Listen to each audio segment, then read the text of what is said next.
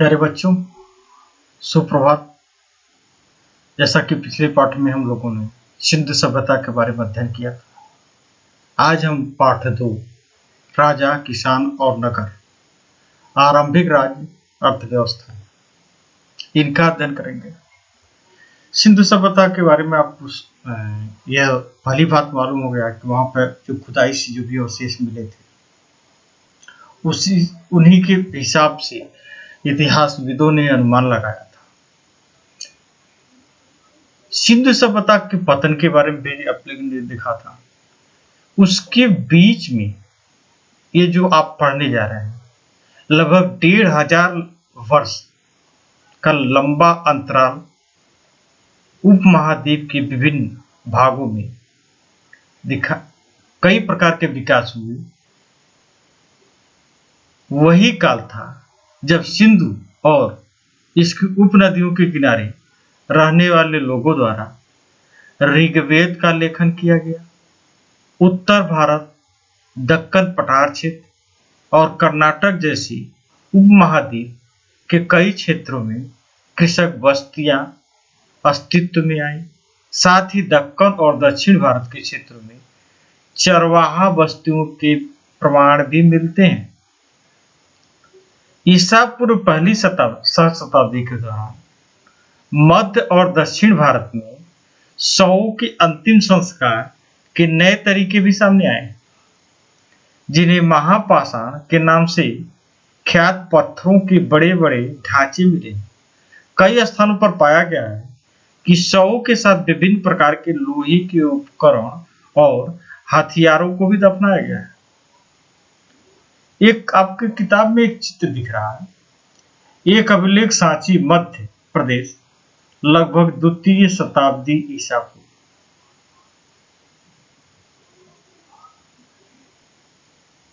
इस अभिलेख से इतिहासविदों ने यह अनुमान लगाया कि उस समय की संस्कृति कैसी रही होगी, उस समय की अर्थव्यवस्था कैसी रही होगी।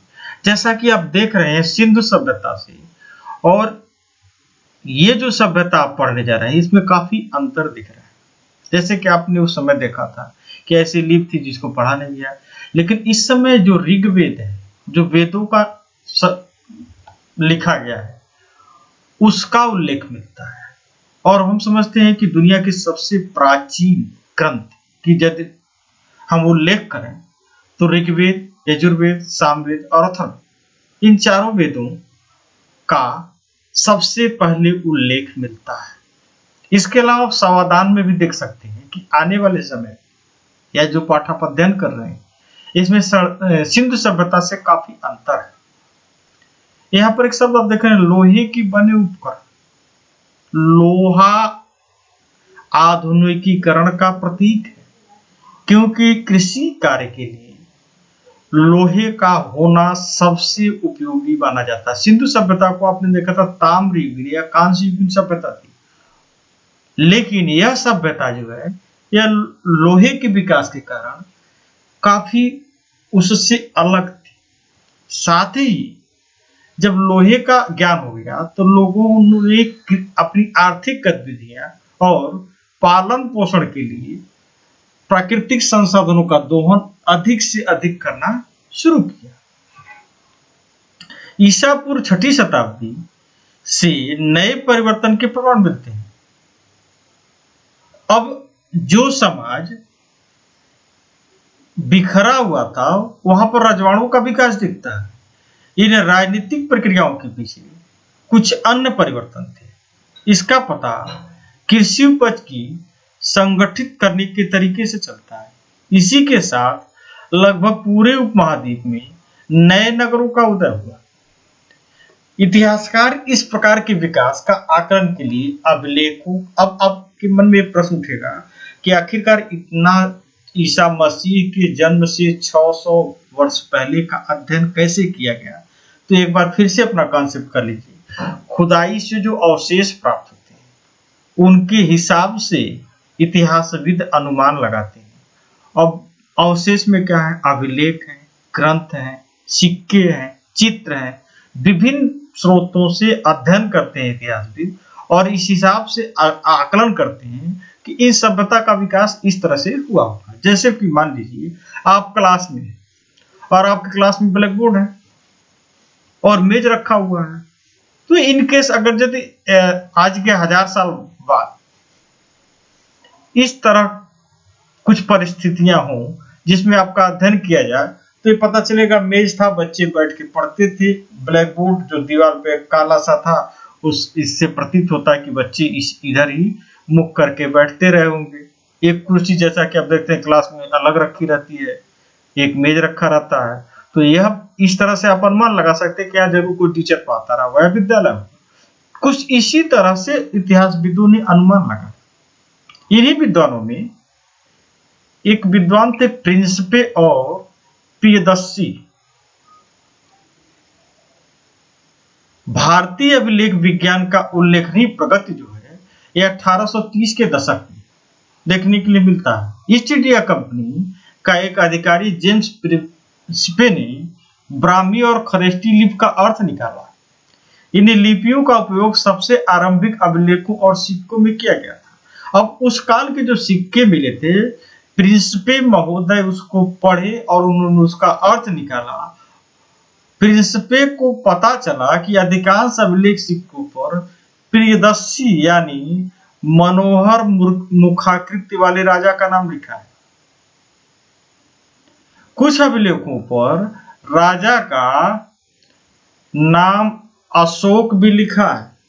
बौद्ध ग्रंथों के अनुसार अशोक सर्वाधिक प्रसिद्ध शासकों में से एक था।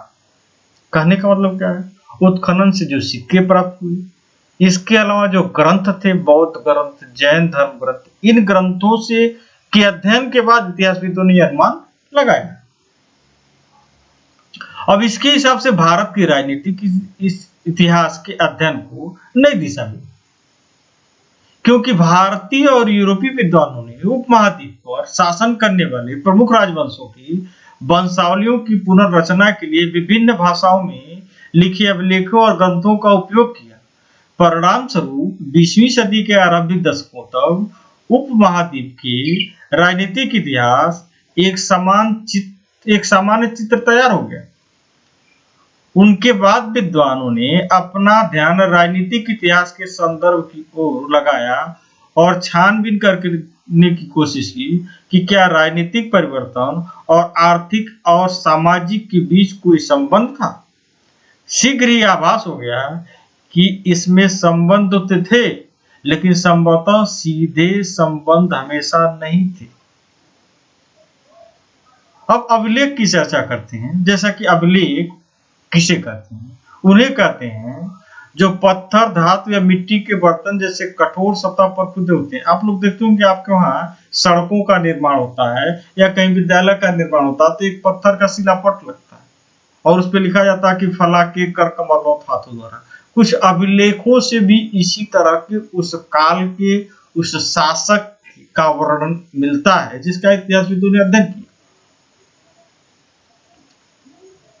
अब जैसे मान लीजिए कि आपके इस किताब में दिया है कि अभिलेखों पर जो तिथि खुदी थी, जिन पर तिथि, कुछ पर तिथि मिलता है, कुछ पर नहीं मिलता है। उस काल का निर्धारण आमतौर पर पुरालिपि और लेखन शैली के आधार पर काफी सुस्पष्ट किया जा सकता है। जैसे लेखन के हिसाब से और जिस पर तिथि नहीं लिखा रहता था, वो लिपि के हिसाब से इतिहासविदों ने अनुमान लगाया। उदाहरण के लिए जैसे मान लीजिए 250 ईसा पूर्व के अक्षर अ, जैसा कि आप किताब में देख सकते हैं, अ के उल्टा के जैसे है, इस प्रकार लिखा जाता था।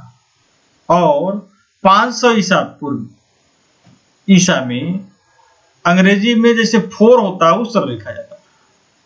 प्राचीन अभिलेख प्राकृतिक भाषाओं में लिखे जाते थे। ये ध्यान रखिएगा कि जो भी अभिलेख प्राचीन थे वो अधिकतर प्राकृतिक भाषा में लिखे जाते थे। प्राकृत उन भाषाओं को कहा जाता है जो जन सामान्य की भाषाएं होती हैं। इस अध्याय में अजातशत्रु और अशोक जैसे शासकों का नाम प्राकृत भाषा में लिखा है, क्योंकि यह नाम प्राकृत अभिलेखों से प्राप्त हुआ है। आपको यह तमिल, पाली, संस्कृत जैसी भाषाओं के शब्द भी मिलेंगे। संभव है कि लोग अन्य भाषाएं भी बोलते होंगे, लेकिन इनका उपयोग लेखन कार्य के लिए नहीं किया जाता था। अब आपके मन में एक आएगा कि भारत एक विशाल देश है, फिर देश की कल्पना कैसे हो, या इतना बड़ा भूभाग कैसे तैयार हुआ। तो चलिए हम, चूंकि प्राचीन इतिहास का टॉपिक है, तो प्राचीन इतिहास के काल में हम चलते हैं, और उस समय 16 महाजनपद थे, जो अस्तित्व में मिलता है। एक राष्ट्र शब्द कह लीजिए आप, या बड़े पैमाने पे जो राज्य का निर्माण होता है, वह 16 महाजनपदों से मिलता है। अब यह घटना है 6ठी शताब्दी से पूर्व की, एक महत्वपूर्ण परिवर्तन काल माना जाता है। इस काल में प्रायः आरंभिक राज्यों, नगरों, लोहे के बढ़ते प्रयोग, जैसा कि पहले बता चुके हैं, और सिक्कों के विकास के साथ जोड़ा जाता है। इसी काल में बौद्ध और जैन साहित्य, दार्शनिक विचारधाराओं का विकास हुआ। बौद्ध और जैन धर्म में 16 महाजनपदों का उल्लेख मिलता है। यद्यपि महाजनपदों के नाम की सूची इन ग्रंथों में एक समान नहीं है, लेकिन 16 महाजनपद बज्ज, मगध, कोशल, कुरु, पांचाल, गांधार, अवंती जैसे नाम प्रायः मिलते हैं। इससे क्या स्पष्ट होता है कि उक्त महाजनपद सबसे महत्वपूर्ण महाजनपदों में गिने जाते रहे, मतलब जो कॉमन थे, कहने का मतलब ये महत्वपूर्ण थे। ये दोनों ग्रंथों में मिले, जैन धर्म ग्रंथ में भी मिला है और बौद्ध धर्म ग्रंथों में भी मिला है। अधिकांश महाजनपदों पर राजा का शासन होता था, लेकिन गण और संघ के नाम से प्रसिद्ध राज्यों में कई लोगों का समूह शासन करता था। इस समूह में प्रत्येक व्यक्ति राजा कहलाता था। भगवान महावीर, भगवान बुद्ध इन्हीं गणों में से सम्मिलित थे। जैसे वज्र संघ की ही बात, कुछ राज्यों में भूमि सहित अनेक आर्थिक स्रोत पर राजा गण समूह का नियंत्रण करते थे।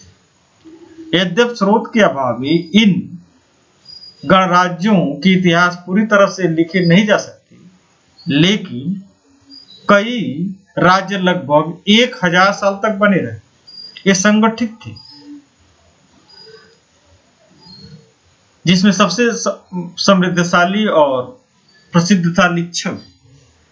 प्रत्येक महाजनपद की एक राजधानी होती थी, जिन्हें प्रायः किले से घेरा जाता था। जैसे आप लोग ऐसे समझिए, देश, देश के बाद प्रांत, प्रांत की भी राजधानी होती है। तो यहाँ पर जो राजधानी, इस समय महाजनपद की जो राजधानी होती थी, वो किले से घेर दिया जाता था। किले बंद राजधानी के रख रखाव में जाहिर सी बात है सैनिक रहे होंगे, तभी तो बचते थे। अब एक शब्द आपके मन में आएगा कि जनपद क्या है। जनपद का मतलब समझ लीजिए, ऐसा भूखंड है जहां कोई जन, शब्दों को तोड़िए, जन मतलब लोग, कुल अपना पांव रखता है अथवा बस जाता है। इस शब्द का प्रयोग प्रकृत और संस्कृत दोनों में मिलता है। जन माने लोग, मतलब जहां लोगों का समूह बस गया वहां जनपद हो गया।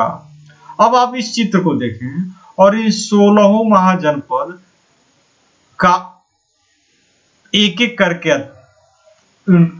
उनका देखें कि कौन भारत के नक्शे में कौन सा महाजनपद किस तरफ है। साथ में कुछ महाजनपदों की राजधानियां भी दिया गया है, इनका भी आप अध्ययन करें, क्योंकि कंपटीशन के दृष्टिकोण से अक्सर पूछा जाता है। और इन महाजनपदों की का भी एक अलग इतिहास है, जो हो सकता है आपके आगे की कक्षाओं में जोड़ा जाए। लेकिन यहाँ पर जो आपके सिलेबस में है, इसमें हम यही देखेंगे कि इस समय कैसा शासन सत्ता था या राजनीतिक स्थिति क्या थी। नौकरशाही के लिए भारतीय आर्थिक स्रोत की आवश्यकता होती थी। चूंकि राजे थे तो राजे के लिए सैनिक थे, नौकर थे तो उनके लिए आर्थिक स्रोत की आवश्यकता थी। अब आर्थिक स्रोत में क्या होता था कि 6ठी शताब्दी से पूर्व से संस्कृत में ब्राह्मणों ने धर्म शास्त्र नामक ग्रंथों की रचना शुरू कर दी। इससे शासित सहित अन्य के लिए नियमों का निर्धारण कर दिया गया। यह अपेक्षा की जाती थी कि शासक क्षत्रिय से ही होंगे। शासकों का काम किसानों, व्यापारियों, शिल्पों से कर तथा भेंट वसूलना माना जाता था। क्या वनस्पतियों और चरवाहों से भी कर के रूप लिया जाता था? हमें इतना तो ज्ञात है कि संपत्ति जुटाने के लिए वैध उपाय पड़ोसी राज्यों पर आक्रमण करके धन इकट्ठा करना भी माना जाता था। धीरे धीरे कुछ राज्य अपनी अस्थायी सेना और नौकरशाही तंत्र तैयार कर लिए। बाकी राज्य भी सहायक सेना पर निर्भर थे, जिन्हें प्रायः कृषक वर्ग से नियुक्त किया जाता था। यहाँ कहने का मतलब क्या, या इस पूरे प्रकरण का आप अगर जो मुख्य बिंदु निकालें तो आपको यह आएगा कि महाजनपद या जनपद इनके एक शासक थे और अपनी आर्थिक गतिविधियों के लिए कहीं कहीं व्यापारियों से, शिल्पियों से टैक्स लेते थे, भेंट जिसको कहा जाता था उस समय के शाब्दिक शब्दों में, और उससे अपने रजवाड़े के लिए जो भी उनके सेवा के लिए सैनिक या नौकर चाहिए थे उनका खर्च चलता था। और वह व्यापारी या शिल्पकारों या अन्य किसानों को क्या देते थे, उसके बदले वे उनको सुरक्षा की गारंटी देते थे। यह उन रजवाड़ों का काम था इनकी सुरक्षा देना। आज के टॉपिक में बस इतना ही। आप आज का प्रश्न लिख लीजिए कि प्रारंभिक 16 महाजनपदों का नाम, उनके क्षेत्र जैसा कि इस चित्र में दिया गया, आप देख के अनुमान लगा करके लिखेंगे। उनके क्षेत्र, उनकी राजधानी का नाम लिखिए। इन्हीं शब्दों के साथ आपका दिन शुभ हो।